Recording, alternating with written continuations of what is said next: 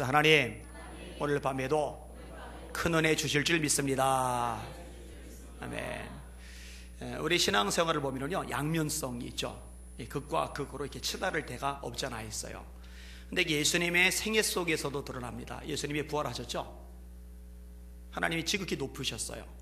빌립보서 2장 9절 이하의 말씀, 제가 종종 인용하는 구절이죠. 이러므로 하나님이 그를 지극히 높여 모든 이름 위에 뛰어난 이름을 주사 하늘에 있는 자들과 땅에 있는 자들과 땅 아래에 있는 자들로 모든 무릎을 예수의 이름 앞에 꿇게 하시고 모든 입으로 예수를 주라 시인하여 하나님 아버지께 영광을 돌리게 하셨느니라.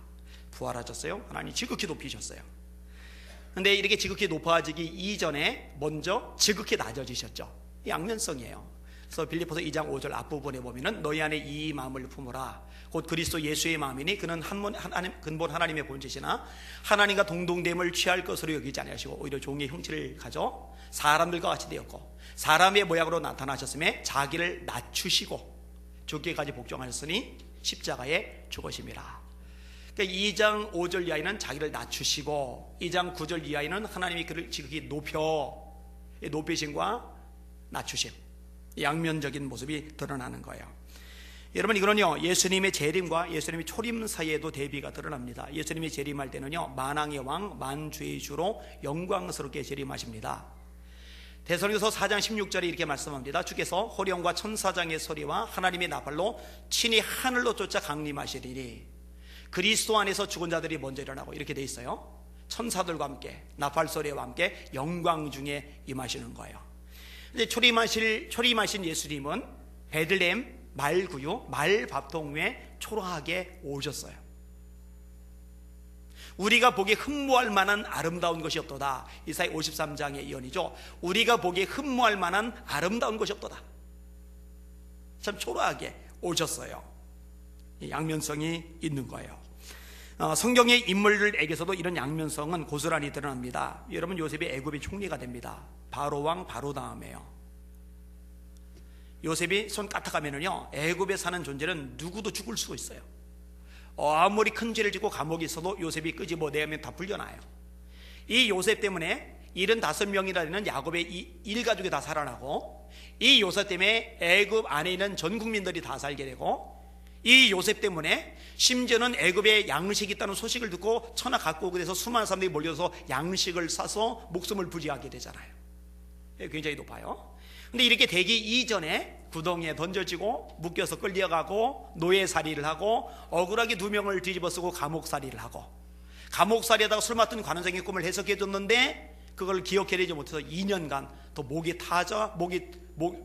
빠져라고 기다리고, 이 극과 극의 모습을 드러내는 거예요.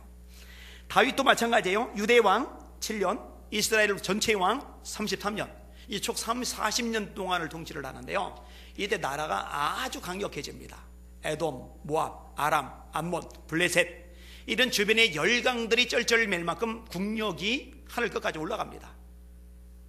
수많은 사람들이 존경하고 인정하는 그런 왕으로서 자리매김을 합니다. 근데 그거는요 좋을 때 얘기고, 그 이전까지 사울에게 도망자 신세로 얼마나 고생을 했는지 몰라요. 죽을 위기를 얼마나 많이 겪었는지 몰라요. 숲을 속에 숨어 지내야 되고 아들람 동굴 생활을 해야만 했어요. 부모들을 모압 땅에 망명시켜야 되고 자신은 블레셋 땅 시글락에 망명 생활을 해야만 했습니다. 이런 양면적인 것들이 다 있는 거예요. 여러분, 우리에게도 이런 양면성이 있습니다. 저와 여러분들도 하나님의 영광에 참여하게 될 거거든요. 할렐루야. 오늘 본문에 그런 부분을 다뤄요. 근데 때로 이 세상 살아가면서 어려움, 시련, 아픔, 외로움, 눈물 어린 사망의 음침한 골짜기를 지나갈 때가 있단 말이에요. 이런 두 가지 측면이 우리에게 있단 말이에요. 이것을 요약해서 고난과 영광, 이렇게 표현할 수 있을 겁니다. 오늘 설교 제목 따라 합시다. 하나님의 자녀로서의 고난과 영광. 한 번 더. 하나님의 자녀로서의 고난과 영광. 자, 오늘 본문의 내용을 가지고 4가지 주제로 나눠 생각해 볼 거예요. 첫 번째 주제 따라 합시다. 우리는 성령으로 하나님의 자녀가 되었다. 여러분, 하나님을 아바 아버지라고 부르죠. 그런데 하나님을 아바 아버지라 부르는 게 성령께서 여러분 안에 계시기 때문에 가능하다고 오늘 본문이 말씀해 주고 계세요. 15절 같이 읽을게요. 시작.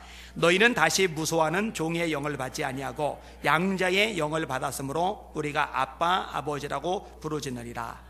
양자의 영을 받았으므로 아빠 아버지라 부르짖느니라. 다시 말해 하나님의 영 성령께서 우리 안에 들어오지 않으시면은 우리가 하나님을 아버지라고 아빠라고 부를 수가 없다는 거예요. 이게 오늘 본문의 내용입니다.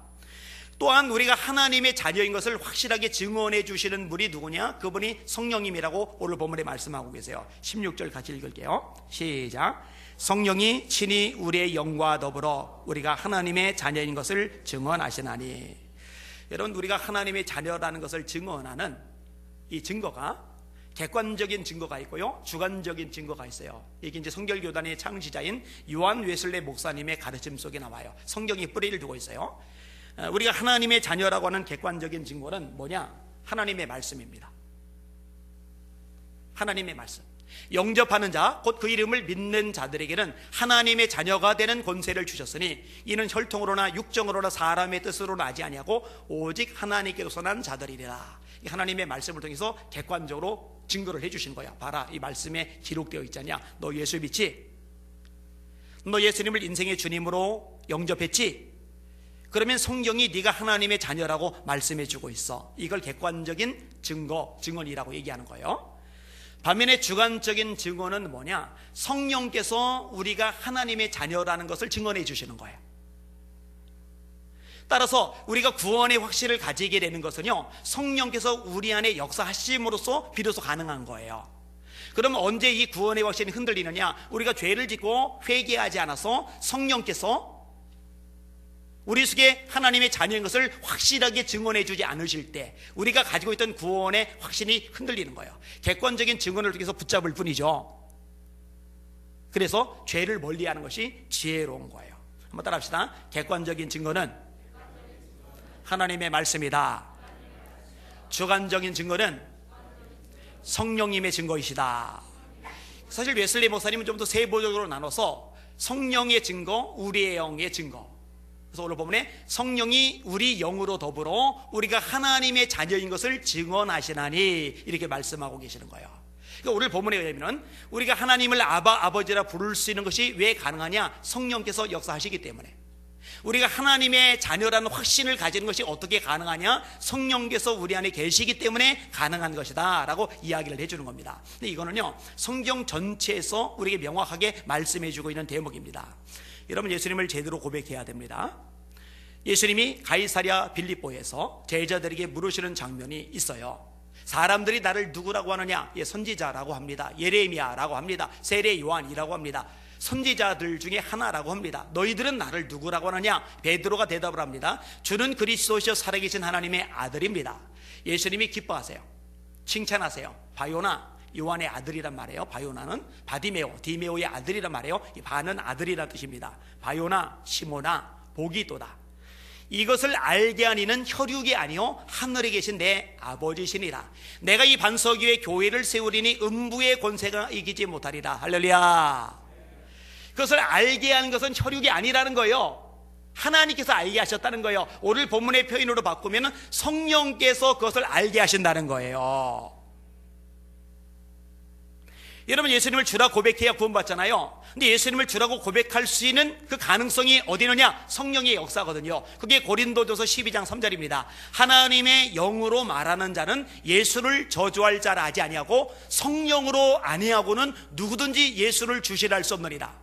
누구든지 주의 이름을 부르는 자는 구원을 얻으리라 말씀하셨는데, 누가 주의 이름을 부를 수 있느냐? 성령께서 역사하시는 자만이 예수님을 주라고 고백할 수 있는 거예요. 따라합시다. 성령으로 아니하고는 누구든지 예수를 주시라 할 수 없느니라.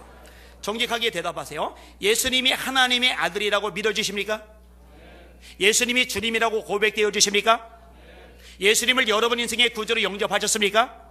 성령께서 그것을 가능하게 하셨다는 거 깨달으시기를 주님의 이름으로 축원합니다. 헷갈리면 안 되는 거예요. 자, 조금만 더 얘기해 볼게요. 아까 우리 구원을 확증하는 객관적인 증거가 성경이라고 그랬잖아요. 성경.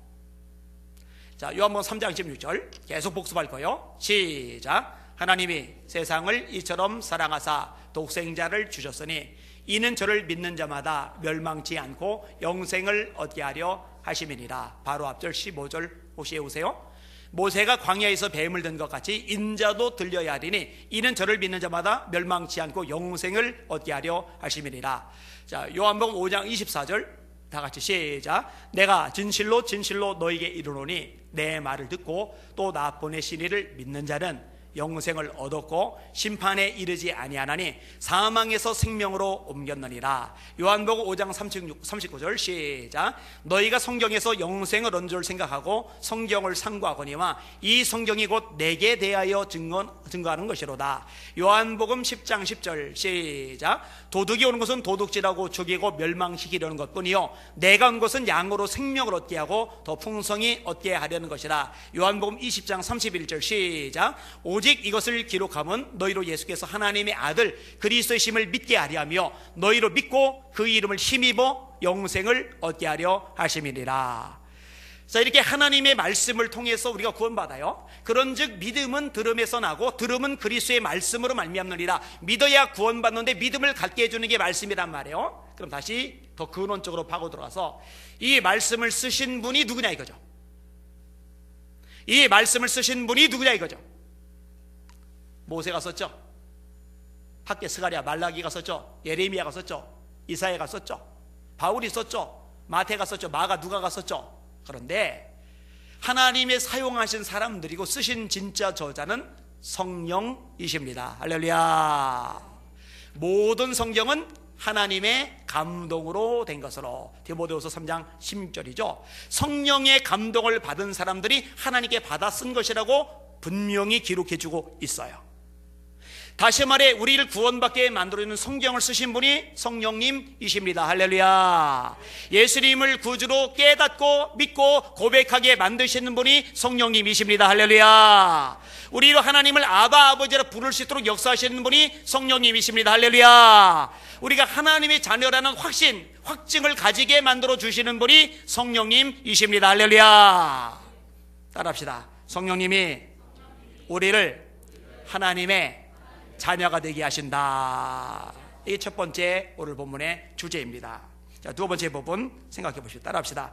자녀이기 때문에 우리는 상속자가 되었다. 한 번 더. 자녀이기 때문에 우리는 상속자가 되었다. 옛날 개역 한글은 후사라고 써 있었는데 이 개역 개정에는 상속자라고 바꿨어요. 사실은 뭐 같은 의미입니다. 자, 17절 같이 읽을게요. 시작. 자녀이면 또한 상속자 곧 하나님의 상속자요 그리스도와 함께한 상속자니. 예, 여기까지만 읽을게요. 상속이라는 말이 뭐예요? 유산을 물려받는 거죠. 여러분, 제 유산을 누가 물려받을까요? 효빈이하고 효원이가 물려받겠죠. 물론 제 아내는 한정 승인을 하재요. 법적으로 아무 관계없는 걸로 만들재요. 왜냐하면 물려줄 게 사실은 빚이 더 많으니까. 그죠? 어쨌든 아버지 것을 물려받는 것은 자식입니다. 자녀이면 상속자다. 이런 얘기가 그래서 가능한 거죠. 하나님의 자녀이기 때문에 하나님의 상속자가 되는 겁니다. 이런 구약에는요, 자녀들에게 유산을 물려주게 되는데 장자가 제일 많이 받아요. 그 다음에 나머지 자녀들이 골고루 균등하게 분배를 받아요.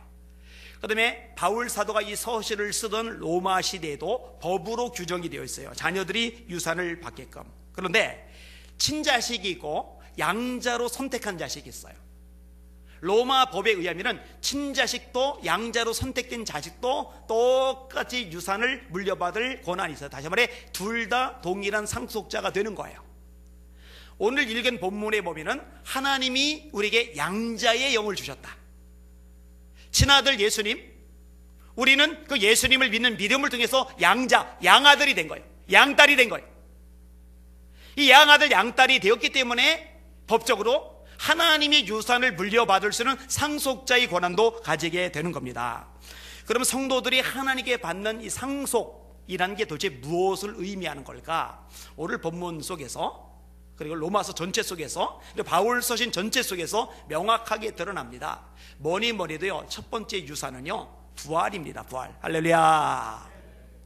예수님을 우리 안에 영접함으로 말미암아 우리 안에 계신 성령이 그 예수님으로 말미암아 우리를 부활에 동참하게 하시는 줄 믿으시길 바랍니다.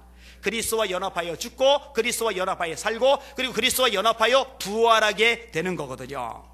예수님이 말씀하셨어요. 나는 부활이요 생명이니 나를 믿는 자는 죽어도 살겠고 무릇 살아서 나를 믿는 자는 영원히 죽지 아니하리니 이것을 네가 믿느냐? 예수님이 마르다에게 물어보신 대목이죠. 고린도서 15장에 이렇게 말씀합니다. 천천히 읽을 테니까 들어보세요. 그리스도께서 죽은 자 가운데서 다시 살아나셨다 전파되었거늘 너희 중에서 어떤 사람들은 어찌하여 죽은 자 가운데서 부활이 없다 하느냐? 만일 죽은 자의 부활이 없으면 그리스도도 다시 살지 못하셨으리라. 다시 말해 우리들의 부활이 없다면 예수님도 부활하지 않으셨을 거야. 우리들의 부활 얘기를 하고 있는 거예요. 만일 그리스도께서 다시 살아나지 못하셨으면 우리가 전파하는 것도 헛것이요 또 너희의 믿음도 헛것이며 또 우리가 하나님의 거짓 증인으로 발견되리니 우리가 하나님이 그리스도를 다시 살리셨다고 증언하였습니다. 만일 죽은 자가 다시 살아나는 일이 없으면 하나님이 그리스도를 다시 살리지 아니하셨으리라. 만일 죽은 자가 다시 살아나는 일이 없으면 그리스도도 다시 살아나신 일이 없었을 터이요 그리스도께서 다시 살아나신 일이 없으면 너희의 믿음도 헛되고 너희가 여전히 죄 가운데 있을 것이요 또한 그리스도 안에서 잠자는 자도 망하였으리니 만일 그리스도 안에서 우리가 바라는 것이 다만 이 세상의 삶뿐이면 모든 사람 가운데 우리가 더욱 불쌍한 자이리라. 세상 사람들이고 예수 믿는 사람들이 있는데 죽고 끝나고 다 산점의 흙으로 사라지고 부활이 없다면 세상에 사는 모든 사람들 중에 예수 믿는 우리가 더욱 불쌍한 사람이 될 거야. 그 얘기를 하는 거야. 왜요? 예수 믿는 것 때문에 고난당하고 감옥에 갇히고 원형 경기장에서 죽어가고 직장을 빼앗기고 삶의 터전을 잃어버리고 고문을 당하고 얼마나 고난과 핍박과 시련을 많이 겪었어요? 왜 그래요? 천국의 소망 때문에, 부활의 소망 때문에. 근데 부활이 없대요. 그럼 바보짓 한 거죠.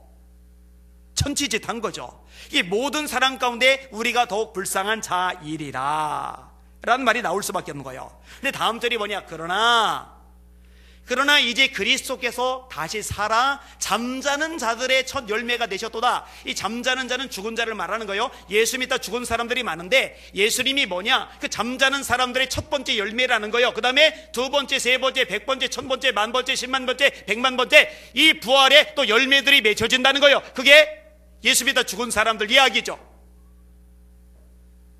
그 이야기를 명확하게 끄집어내는 거예요. 저와 여러분들이 이 부활을 소유하게 되는 것, 이게 최고의 유산인 줄 믿으시길 바랍니다. 사망을 더 이상 두려워하지 않게 되는 것, 죽음에 매여 일생 종로로 타는 것이 사람이라고 성경은 묘사하고 있는데 이 죽음에 매여 종로로 타지 않아도 되는 용사가 될 수 있는 것. 바울의 표현이면 사망아 너희 쏘는 것이 어디 있느냐, 사망아 너희 이기는 것이 어디 있느냐, 죽음을 향해서도 큰 소리 칠 수 있는 존재가 되는 것. 여러분, 대단한 아버지를 둬서 어마어마한 유산을 받을 상속자가 되면은요 당당해지잖아요. 큰 소리 빵빵 치잖아요. 그런 것들과 비교할 수 없을 만큼 어마어마한 부활을 우리가 상속받는단 말이에요. 할렐루야. 그럼 부활에 동참하고 나서 잠깐 살아있다가 또 죽느냐? 아니요. 그렇게 부활한 다음에는요 영원히 하나님 나라에서 살아가게 돼요. 이렇게 영원한 생명을 가지고 하나님 나라에서 살게 되는 이 모든 과정을 압축해서 한 단어로 영생이라고 합니다. 이 영생이야말로 하나님이 우리에게 주신 최고의 유산이죠. 여러분, 그 유산을 여러분이 제가 소유하고 있다는 거 잊지 마시기를 주님의 이름으로 축원합니다. 여러분이 가지고 있는 영생이 얼마나 대단한 것인지 기억하고 살아가시기를 주님의 이름으로 축원합니다. 여러분, 암 때문에 얼마 못 산다고 6개월밖에 못 산다고 사형 선고를 받은 사람이 의사 잘못 나서 6개월이 아니라 6년을 더 살 수 있다고 그렇게 해주면 얼마나 횡재입니까? 30년을 더 살 수 있다고 해주면 하늘 높이 날아오르겠죠. 그냥. 그런데 그런 차원이 아니라 영생을 소유하게 됐잖아요. 이보다 대단한 유산이 세상에 어디 있어요? 또 하나가 있는데 우리를 위해서 예비된 상급이 저와 여러분에게 주어질 유산입니다. 여러분, 이 상급을 바라보고 기대하고 살아가시는 여러분들 되시기를 주님의 이름으로 축원합니다. 그래야 하나님을 기쁘시게 해요.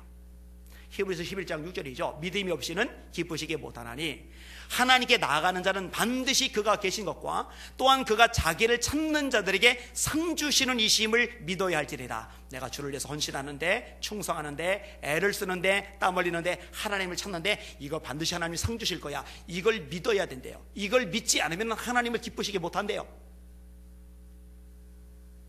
다시, 믿음이 없이는 기쁘시게 못하나니 하나님께 나아가는 자는 반드시 그가 계신 것과 또한 그가 자기를 찾는 자들에게 상 주시는 이심을 믿어야 할지니라. 여러분들이 하나님 앞에 헌신하고 충성하고 애쓴 모든 것들, 땀 흘리고 고생한 모든 것들 하나님이 상으로 갚아준다는 거 반드시 믿으시기를 주님의 이름으로 축원합니다. 이걸 믿어야 돼요. 바울은 이걸 믿고 살았어요. 아주 뚜렷합니다. 이렇게 고백합니다. 전제와 같이 벌써 내가 부음이 되고 나의 떠날 기약이 가까웠도다. 나는 선한 싸움을 싸우고 나의 달려갈 길을 마치고 믿음을 지켰으니 이제 후로는 나를 위하여 의의 면류관이 예비되었으므로 주 곧 의로우신 재판관께서 그날에 내게 주실 것이니 내게만 아니라 주의 나타나심을 사모하는 모든 자에게니라. 나 이제 곧 죽는데 주님이 나에게 의의 면류관 씌워주실 거야. 이거를 바울 사도가 믿고 있는 거예요. 그러니 하나님께서 기뻐하시죠. 근데 바울이 뭐라고 그래요? 내게만 아니라 주의 나타나심을 사모하는 모든 자에게니라. 예수님이 재림을 기다리면서 저 앞에 헌신하고 충성된 모든 사람에게도 동일하게 의의 면류관을 씌워주실 거라는 거예요. 이거를 저는 믿어요.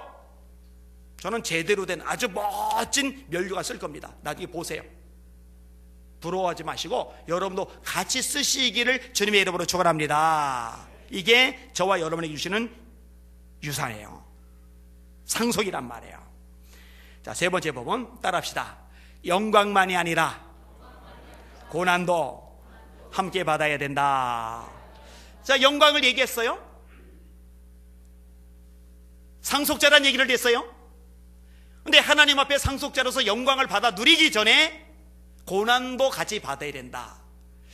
요 메시지가 정확하게 전달이 되어야 성도들이 신앙생활할 때 헷갈리거나 흔들리거나 요동하지를 않아요. 무조건 삼박자 축복으로만 때려 넣으면은 결정적으로 힘들고 고난 속에 떨어질 때 헷갈리기 시작해요. 아니 법무사에 잘 되고 강건하고 형통하고 뭐 그것만 생각하는데 왜 이런 일을 겪는 거지? 성경은요 이 부분을 명확하게 말씀하고 계세요. 17절 다시 읽을게요. 후반절에 강조점이 있습니다. 시작. 자녀이면 또한 상속자 곧 하나님의 상속자요 그리스도와 함께한 상속자니 우리가 그와 함께 영광을 받기 위하여 고난도 함께 받아야 할 것이니라. 아멘. 솔직히 말해보세요. 고난 싫죠? 지금 고난 있죠? 어떤 고난이 있어요? 이진 사모님 어떤 고난? 남편이 괴롭혀요? 솔직하게 얘기해봐요. 아니에요? 약간 망설이는 것 같았어요. 오슬리 여사님 어떤 고난이 있어요? 빨리 대답하면 넘어갈 거예요. 현아야 어떤 고난이 있어? 시집 못 가 산 맺혔어? 이 사람들마다 고난의 종류들이 있어요. 근데 여러분 이 고난에 대해서 성경이 부정적으로 말하고 있는 대목이 없어요. 고난당한 것이 내게 유익이라 이로 인하여 내가 주의 율례를 배우게 되었나이다. 성경 말씀이잖아요. 고난당하기 전에는 내가 그릇 행하더니 이제는 주의 계명을 지키나이다. 성경 말씀이잖아요. 내 형제들아 너희가 여러 가지 시험을 만나거든 온전히 기쁘게 여기라. 이는 너희 믿음의 시련이 인내를 만들어내는 줄로 알미라. 인내를 온전히 이루라. 이는 너희를 온전하고 구비하여 조금도 부족함이 없게 하려 함이라. 이게 성경의 말씀이잖아요. 시험을 참는 자는 복이도다. 이는 시련을 견뎌낸 자가 주께서 자기를 사랑하는 자들에게 약속하신 생명의 면류관을 얻을 것이기 때문이다. 이렇게 말씀하고 있잖아요. 하나부터 열까지 긍정적으로 이야기를 끄집어내고 있어요. 이런 특별히요 하나님의 사람으로 하나님께서 기뻐하시는 삶을 사는 데는요 고난은요 필수 과목입니다. 선택 과목이 아니라 필수 과목입니다. 여러분 세상은 불의합니다. 두고 보세요. 점점 더 불의해질 겁니다. 마태복음 24장에 말세 징조를 예수님이 얘기하시면서 말세는 불법이 성함으로 많은 사람의 사랑이 식어지리라. 그러나 끝까지 견디는 자는 구원을 얻으리라. 말세 징조예요. 불법이 성함으로 많은 사람의 사랑이 식어지리라. 이렇게 불의가 가득한 세상, 불법이 가득한 세상, 불의한 자가 판치고 득세하는 세상 속에서 의로운 사람, 경건하게 사는 사람은 어려움을 겪을 수 없어요. 그래서 성경은 명확히 말씀합니다. 무릇 그리스도 예수 안에서 경건하게 살고자 하는 자는 핍박을 받으리라. 세상과 타협하고 똑같이 거짓말하고 똑같이 사기치고 똑같이 등쳐먹고 똑같이 죄의 문화 물결 속에 떠내려가면 고난 없을 수 있는데, 이런 흐름의 역행에서 거슬러 올라가면은 고난을 당할 수밖에 없다고 성경은 명확히 말씀해주고 계셔요. 여러분, 특별히 주님을 위해서 고난 당하는 거, 이거 예수님이 팔복 중에 8번째 항목에서 말씀하셨죠. 의를 위하여 박해를 받은 자는 복이 나니 천국이 그의 것임이라. 나를 인하여 너희를 욕하고 핍박하고 모든 거짓으로 너희를 거스려 온갖 악한 말을 할 때는 기뻐하고 즐거워하라. 하늘에서 너희 상이 큼이라. 너희 전에 있던 선지자들을 이같이 박해하였느니라. 할렐루야. 예수님이 그거 복이래요. 복. 여러분, 예수님 때문에 요거도 먹으면 감사하세요. 기뻐하세요. 예수님 때문에 손해보고 불이익 당하면 기뻐하세요. 감사하세요. 앞으로 우리가 사는 세상은요, 점점 이런 식으로 갈 겁니다. 더불어민주당 김상희 의원이 법안을 하나 발의를 했더라고요. 그 법안이 뭐냐, 기독교에서 만든 시설 내에서 기독교인들만 모집하면 이거 불법화하는 거. 이건 정신 나간 법안인지 모르겠어요. 그리고 기독교 기관인데, 기독교 복지시설인데 거기서 예배를 드리게 하거나 찬송을 부르게 하거나 기도를 하게 하거나 성경을 가르치는 것을 불법으로 하게 하자는 이 법안, 이걸 발의했어요. 이게 최근 일입니다. 이런 제목 가지고 기도하시길 바랍니다. 제가 용인 호스피스 병동 갔었거든요. 거의 죽기 직전에 사람들이 모여들어서 마지막을 준비하는 시간인데, 거기서 끝없이 찬송이 흘러나오고 목사님들이 끝없이 말씀을 전하고, 그래서 죽기 전에 예수님 영접해서 천국 가는 사람들이 얼마나 많은데 그걸 다 중단시켜봐요. 점점 이런 상황이 될 거예요. 여러분, 중국에서 신앙 때문에 박해받는 사람들 많죠. 이 시진핑이 절대 권력을 획득하면서 이 박해 강도는 점점 심해지고 있어요. 이슬람적 더 이상 말할 여지 없을 만큼 심각하죠. 여러분, 말씀대로 살려고 하다 보면 또한 고난을 당할 수 있습니다. 그렇죠? 여러분, 직장 고를 때 주일 성수하는 직장 고르려다 보니까요, 직장 선택의 법이 확 줄어들어요. 여러분, 말씀대로 고지고대로 하려고 그러면요 힘들어요. 에릭 리들은 영국이 영웅이죠, 영웅. 근데 세계적인 선수, 100m 단거리 세계적인 선수인데, 막상 올림픽 경기 당일 이 사람이 출전해야 되는 그날이 주일이라고 경기 출전 안 한다고 해버리니까 국가적으로 욕을 들어먹었죠. 언론에서 얼마나 두들겨 뺐어요. 이 옷자락에 신앙을 이렇게 달고 다니는 위선자라느니, 파렴치라느니 온갖 쌍욕을 다 듣는데요, 눈 하나 깜빡 안 해요. 근데 이분이 400m에 뛰어들었죠. 원래 400m는 이분이 전문이 아니에요. 이분은 100m 전문이고, 400m는 그 당시에 임바흐, 피치, 이때 금메달 후보들이에요. 에릭 리들은 끼어들지도 못해요. 근데 이 400m에서 달리는데 마치 처음에 200m를 뛰는데 100m를 뛰듯이 뛰니까 사람들이 저럼 죽는데, 저럼 쓰러지는데, 400m는 100m 뛰면은 큰일 났는데, 큰일 났다. 그런데 200m를 100m 뛰듯이 뛰고서요, 근데 나머지 200m, 그러니까 총 400m인데 나머지 200m를요 또 100m 뛰듯이 뛰었어요. 임박을 제치고 피치 제치고 1등으로 들어왔어요. 그리고 막 세계가 열광하는 와중에서 이렇게 말합니다. 200m는 내 힘으로 되었고 뒤에 200m는 하나님의 능력으로 더 힘차게 뛸 수 있었다고. 할렐루야.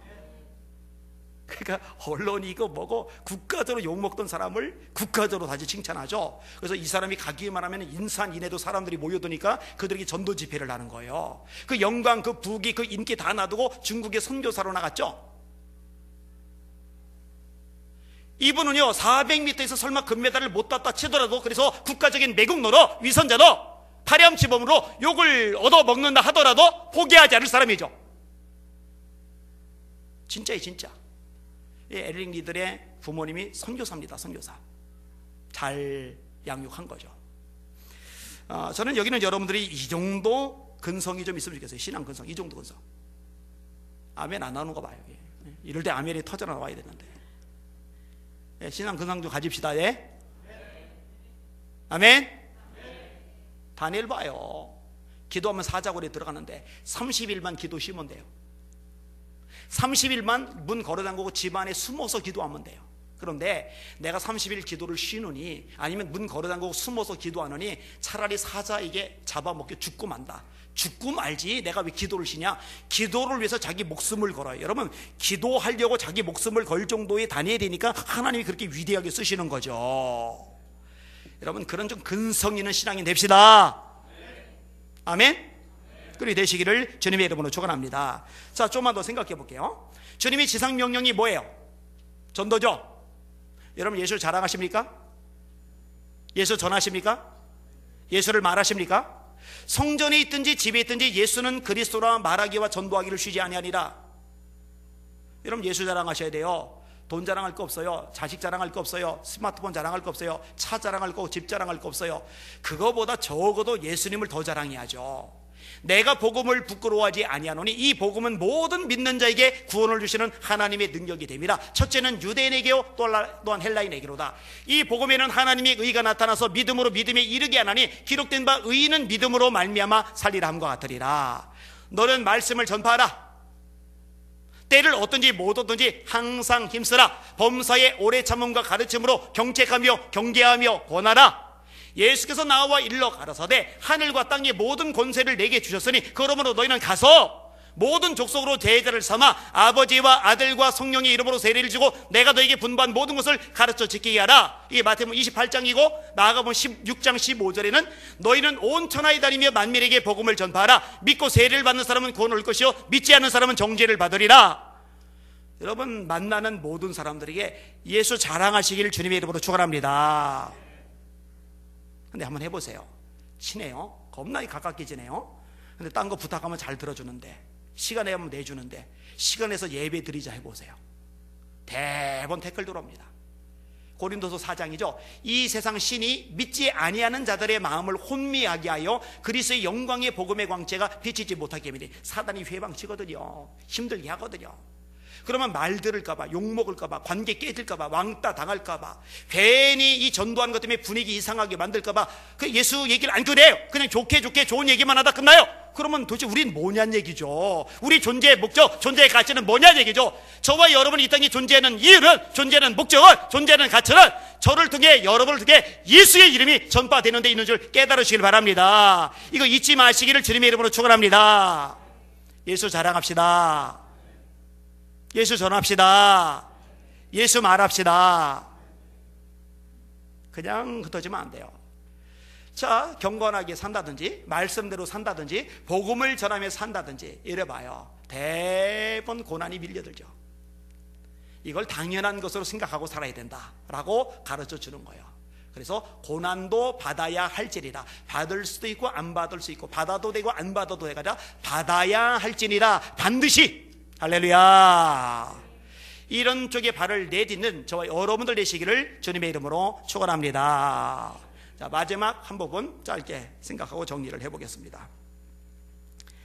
자, 때랍시다. 고난은 장차 임할 영광과 비교할 수 없다. 다시 한번, 고난은 장차 임할 영광과 비교할 수 없다.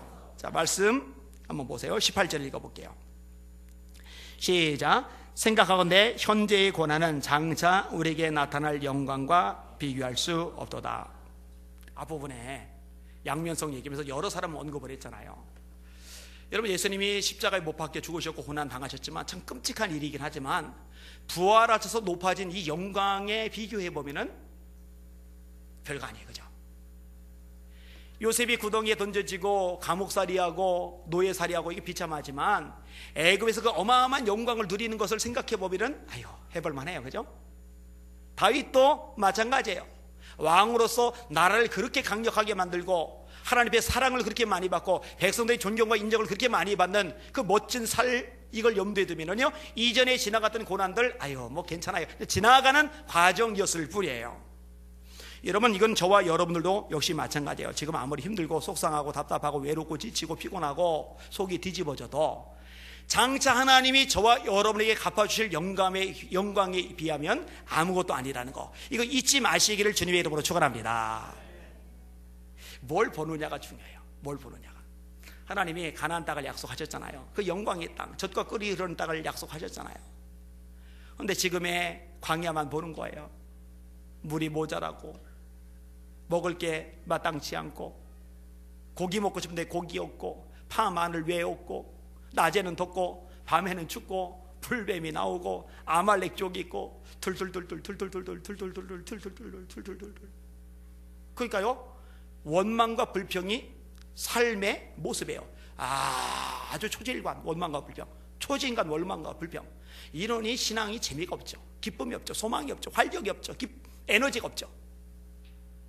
그 영광스러운 게 기다리고 있는데, 여러분, 영광이 하나님의 나라, 주님이신 상급 축복과 역사심, 이것을 바라볼 줄 아는 영안이 열린 여러분들 되시기를 예수님의 이름으로 축원합니다. 여러분, 사람 누구나 똑같아요. 저도 때로 너무 피곤해요. 너무 피곤해요. 이번 주에 원래 집회가 있었는데, 제가 원래 집회를 잡을 때 큰 교회 작은 교회 구분을 안 하잖아요. 연합 집회, 작은 집회 절대 구분을 안 하잖아요. 무조건 순서대로만 하잖아요. 그런데 어떤 문제가 있느냐, 순서대로 아주 조그만 교회가 잡히면 무조건 거기 먼저 해요. 그런데 문제는 큰 교회들은 한번 일정 잡히면 취소를 안 해요. 교회 시스템으로 이렇게 굴러가기 때문에. 근데 작은 교회들은요, 딱 잡아놓고요, 목사님 교회 여건상 하기 힘들어졌는데요, 느닷없이 이렇게 나와요. 그러면 어떤 문제가 발생하느냐, 그 교회 때문에 다른 데 가야 될 때를 못 가요. 지금 안양 성결대학교에서도 2차례 학부생들 학부생들이 몇천 명 되잖아요. 집회인도 해달라는데 2번 다 제가 거절했어요. 이렇게 거절하는 데가 한두 군데가 아니거든요. 그런데 이 작은 교회가 그렇게 한 덕분에 그 작은 교회도 못하고 다른 데도 못 가고 이렇게 되는 거예요. 그래서 속상한 마음이 좀 생기는데, 이번에 이게 취소가 됐다는 소식을 듣는 순간에 아내 입에서, 제 입에서 기쁨의 환성이 터져 나왔잖아요. 너무 행복한 거예요. 이번 주는 교회에 붙어 있다. 이번 주는 집에서 잔다. 호텔에서 자는 거 지겨워요. 여러분 얘기했잖아요. 저는 몸 구조가 날마다 아프다고. 1년 내내 아파요. 이게 잘려나간 지 수십 년 됐는데, 이제는 막 송곳처럼 뾰족해져가지고 찔러대니까 뭐 이거 주물러도 소용없고 막 소용없어요. 막. 그리고 이제 어깨, 막 목부터 시작해가지고 막 다 1년 내내 아파요. 1년 내내 아프다가 특정한 어떤 날에는 정말 미친 듯이 아파요. 그때는요, 어쩔 줄을 몰라요. 그래서 제가 통증을 완화시키기 위해서 반신욕을 했었는데, 이 반신욕도 지겨워서 못하겠더라고요. 물속에 그냥 가만히 있는 게 보통 일이 아니에요. 보통 일이 아니에요. 할 일이 너무 많아요. 해도 끝이 없어요. 하루에 기도 4시간은 채워야죠. 성경 죽으라고 파고 들어야죠. 글 매일 써서 성도에게 한 편씩은 보내줘야죠. 설교 준비 원고 다 써야죠.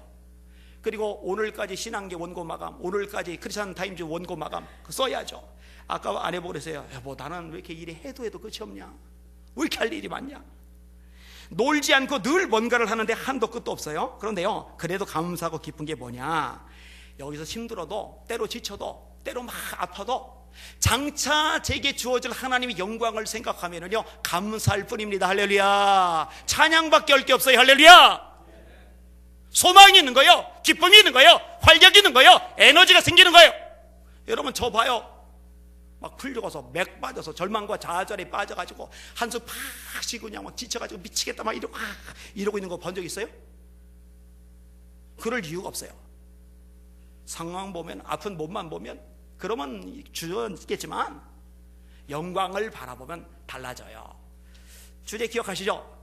너는 알지 못하느냐, 듣지 못하느냐, 영원하신 하나님 여호와 땅끝까지 창조하신 자는 피곤치 아니하시며 곤비치 아니하시며 명철이 한이 없으시며 피곤한 자에게는 능력을 더하시며 무능한 자에게는 힘을 더하시나니 소년이라도 피곤하며 곤비하며 장정이라도 넘어지며 자빠지되 오직 여호와를 앙망하는 자, 하나님을 바라보는 자는 새 힘을 얻으리니. 독수리가 날개치며 올라간 같을 것이요 다른 박지라에도 곤비치 아니겠고 걸어가도 피곤치 아니로다. 하나님을 바라보는 것, 오늘 본문의 표현으로 바꿔도 돼요. 장차 내게 나타날 하나님의 영광을 바라보는 것, 이게 새 힘을 주는 거예요. 피곤하지 않도록, 지치지 않도록, 절망하지 않도록, 낙심하지 않도록, 맥 빠지지 않도록, 포기하지 않도록, 끝까지 달려가도록 새 힘을 허락해 주는 거란 말이죠. 그 영광을 바라보는 여러분들이 되셔야 합니다. 그 영광을 볼 수 있는 영안들이 열리시기를 예수님의 이름으로 축원합니다. 자, 정리 한번 해볼게요. 따라합시다. 성령으로 하나님의 자녀가 되었다. 자녀이기에 상속자이다. 영광과 더불어 고난도 받아야 된다. 자, 상속자로서 영광도 받지만 고난도 받아야 되죠. 따라합시다. 그러나 그 고난은 영광과 비교할 수 없다. 잊지 말고 사시기를 예수님의 이름으로 축원합니다. 오늘 설교 제목 마지막 따라합시다. 하나님의 자녀로서의 고난과 영광. 고난과 영광 나란히 놨지만 사실 굳이 따지면은 이 고난이 영광과 비교가 안 될 만큼 작아요. 영광이 고난과 비교가 안 될 만큼 커요. 여러분의 초점이 고난 쪽이 아니라 여러분의 초점이 영광 쪽으로 옮겨가실 수 있기를 예수님의 이름으로 축원합니다. 예수 믿는 건 복이에요. 정말 이보다 큰 행운은 없어요. 아멘. 우리 찬양 같이 하겠습니다.